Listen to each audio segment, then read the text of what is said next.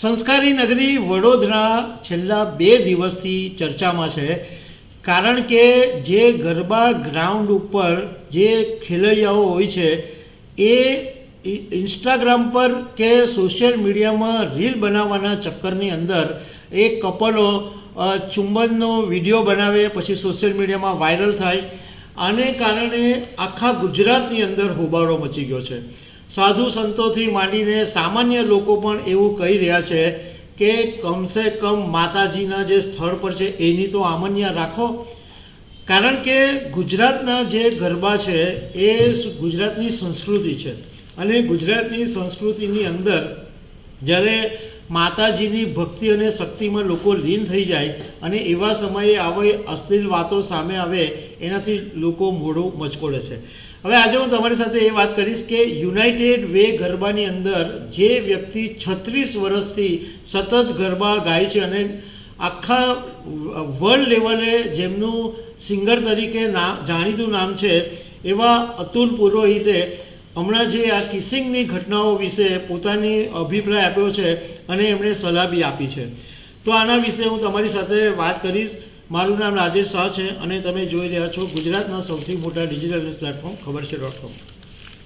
ગુજરાતમાં ભાગ્યે જ કોઈ એવું ગરબા પ્રેમી હશે કે જે અતુલ પુરોહિતના નામથી પરિચિત નહીં હોય. અતુલ પુરોહિત નામ એવું છે, આજે એમની લગભગ 70 વર્ષની ઉંમર છે, પરંતુ આજે 36 વર્ષથી યુનાઇટેડ વે ગરબા જે વડોદરાના વર્લ્ડના સૌથી મોટા ગરબા તરીકે કહેવામાં આવે છે એ ગરબાની અંદર અતુલ પુરોહિત ગરબા ગાય છે. અને બીજું એમની ખાસ ઓળખ એ છે કે જે ગરબાની અંદર બહુ જ ફેમસ જે ગીત હતું, તારા વિના શ્યામ મને એકલડું લાગે, એ જે ગીત છે એ ગીત આ અતુલ પુરોહિતે બનાવેલું હતું અને એ પછી એમણે બધાને ગાવાની છૂટ આપેલી કે કોઈ પણ આ ગીત ગાઈ શકે છે.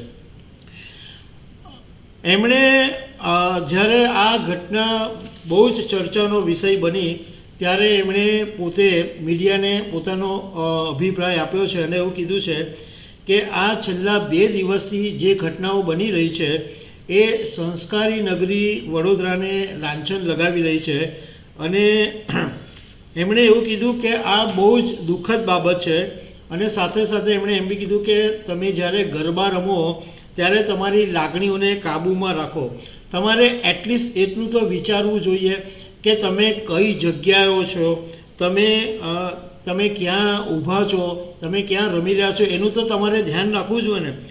ચાલો તમે એમ માની લો કે તમે કોઈની આમન્યા નથી રાખતા, તમે નફ્ફટ છો, પણ તમે એટલીસ્ટ માતાજીના સ્થળે તો માતાજીની આમન્યા તો રાખો કે નહીં, કે એ પણ નહીં.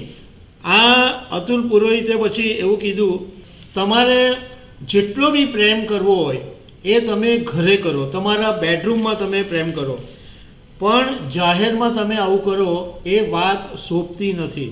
કારણ કે તમારી એક ક્ષણની જે રીલ છે એ આખા ગ્રાઉન્ડને, હજારો ખેલૈયાઓને અને વડોદરાને બદનામ કરી રહી છે.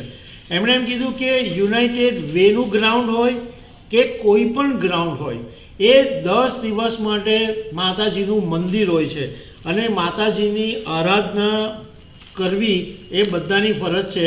એટલે માત્ર તમે રીલના ચક્કરની અંદર આવા બધા કૃત્યો કરવાનું બંધ કરી દો.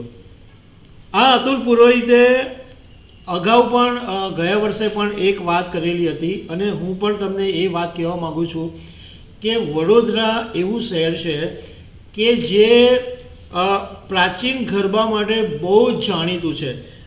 ત્યાં ગાડી ટ્રેડિશનલ ડ્રેસ પહેરી અને બૂટ ચંપલ વગર એક લાઇનની અંદર રાઉન્ડમાં તમારો નંબર કદાચ 1-1.5 કલાકે પણ આવે એટલો લાંબા રાઉન્ડની અંદર વડોદરાની અંદર ગરબા રમાય અને આ ગુજરાતના રિયલ ગરબા છે અને એના માટે આ વડોદરા બહુ જ જાણીતું છે. તો એમણે એવું તે વખતે કીધેલું હતું કે ગરબાનું સ્વરૂપ બદલાયું છે પરંતુ ગરબાનો આત્મા હજુ પણ બદલાયો નથી અને ગરબાની રીતે ગરબો ગવાય તો સારું, બાકી જો ગરબા સિવાય ગરબો નહીં રમાય તો બાકીનો બધો ભવાડો છે એવું એમણે કીધેલું હતું. અને એમણે બોલિવૂડ ઉપર જે હિન્દી ગીત પર જે ગરબા રમાય છે એની સામે પણ એ વખતે એમણે નારાજગી વ્યક્ત કરી હતી. તો દર્શક મિત્રો, આવી અનેક વાતો સાથે અમે તમને મળતા રહીશું. Thank you very much.